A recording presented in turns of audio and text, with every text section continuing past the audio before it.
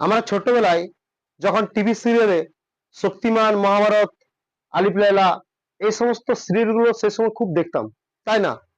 তো সেখানে একটা জিনিস আমরা লক্ষ্য করতাম যে যখন মহাভারত বা রামায়ণে কিছু কিছু দৃশ্য দেখেছি, সেখানে কোন একজন মুনি ঋষি কোন একটা ব্যক্তির উপর হাত রেখে আশীর্বাদ দিচ্ছেন এবং হাতের থেকে একটা লাইটের তরঙ্গ বিচ্ছুরিত হয়ে সেই ব্যক্তির উপর পতিত হচ্ছে এবং তারপর সেই ব্যক্তি ধীরে ধীরে পজিটিভলি রূপে একটা শক্তি অর্জন করছেন বা আশীর্বাদ পাচ্ছেন।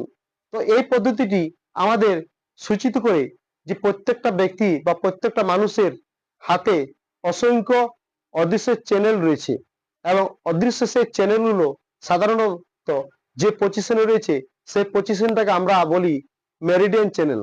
এই মেরিডিয়ান চ্যানেলকে যদি ডিভাইড করা যায় তাহলে দুটো শ্রেণীতে ডিভাইড হয়। একটা হলো দৃশ্যমান এবং আরেকটা হলো অদৃশ্যমান। দৃশ্যমান কি? দৃশ্যমান আমরা যে সমস্ত শিরা উপশিরাগুলোকে আমরা সাধারণত দেখি বা দেখছি বা আমরা বিভিন্ন রকম যন্ত্রের মাধ্যমে আমাদের ডাক্তাররা দেখিয়েছেন সেগুলো, এবং অদৃশ্য হলো সেগুলো আমাদের দেখা যায় না বা আমরা বুঝতে পারি না, এবং সেগুলো আমরা সাধারণত না জানার জন্য বা তাদের অদৃশ্য শক্তির উপর পজিটিভ কোনো শক্তির প্রবাহিত না করার জন্য বা তাদের দিগকে সঠিকভাবে পুষ্টি না দেওয়ার জন্য আমাদের বিভিন্ন রকম সমস্যা তৈরি হয়।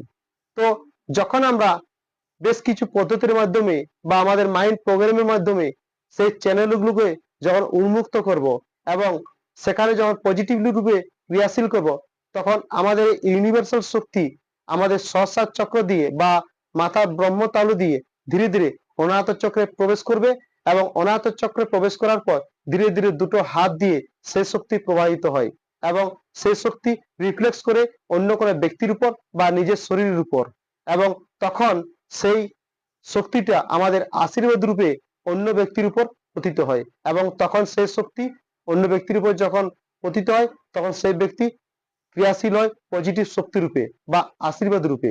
এইভাবে আমাদের এই অদৃশ্য শক্তি আমাদের হাতের মাধ্যমে আমাদের শক্তিটা প্রবাহিত হয়। দেখবেন হিন্দু শাস্ত্রে বা আমরা যে সমস্ত দেবদেবী দেখি, প্রত্যেকটা দেবদেবীর হাতে একটা অভয় চিহ্ন থাকে বা আশীর্বাদের চিহ্ন থাকে। এই আশীর্বাদের চিহ্নটাও আমাদের ইঙ্গিত করে সেই মেরিডিয়ান চ্যানেলের উপর। ঠিক সেরকম প্রত্যেকটা ব্যক্তির অসংখ্য ক্রিয়া রয়েছে, সেই ক্রিয়াগুলো আমরা এই পজিটিভ রূপে প্রত্যেকটা হাতের মধ্যে বা হ্যান্ড মুভমেন্টের মাধ্যমে প্রত্যেকটা ব্যক্তির উপর বা আমাদের নিজের উপর ক্রিয়া করতে পারি। কিন্তু সেই ক্রিয়াগুলো শিখতে হলে বা জানতে হলে আমাদের কিছু স্পিরিচুয়াল পদ্ধতি বা কিছু সায়েন্স, হোলিস্টিক সায়েন্স রয়েছে, সেই সায়েন্স আমাদের যেতে হবে বা শিখতে হবে।